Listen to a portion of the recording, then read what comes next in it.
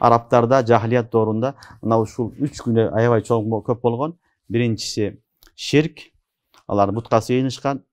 Экинчиси адам өлтүрүү, кабила болуп, уруу болуп алып эле уруша берген. Алла Таала мушуну айтты. Үчүнчүсү зына. Зына дагы аябай көп болгон. Жахилият доорунда, азыр деле кафирларда, Алла сактасын, мусулмандарда көп болуп атат. Зына бул эң чоң күнөө. Адам өлтүргөндөн кийинки эле чоң күнөө зына болуп эсептелет.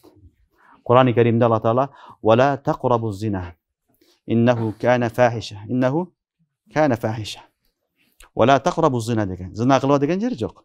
Зынага жакындабагыла. Бул аябай ифлас иш. Аябай уяттуу иш деген Аллах Субхана ва Таала. Ошондуктан шариятыбыз ар дайым нике кылганга чакырат. Зынаны жоготуунун жолу нике. Кафирлар ар дайым не кылат? Зынаны көбөйткөнгө аракет кылат. Musulman, İslam dini zınanın joyunun jolu bu nikeleşүү. Nike menен adam balası özünün urpagын sактап калат. Наслын сактап калат.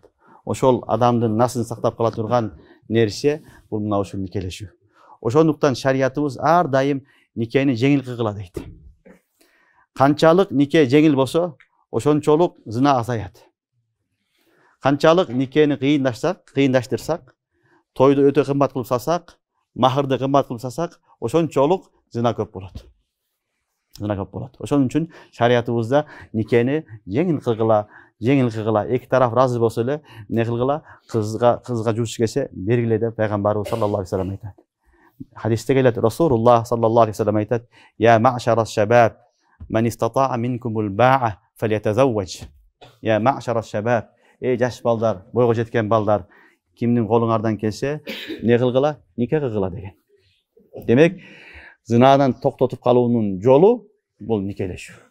Nikah arkulu adam balası özünün nafsında saktayt, urpağında saktayt, zinadan dağın alыс болады. Demek Allah Teala وَلَا يَزْنُونَ degenine bilindi. Alar zina kılışpayt dedi. Demek Müslüman adam zina kılbayt, al adam nikah kılat. Nikah arkulu özünün nafsını saktayt, özünün abroyun saktayt, übilösün saktayt.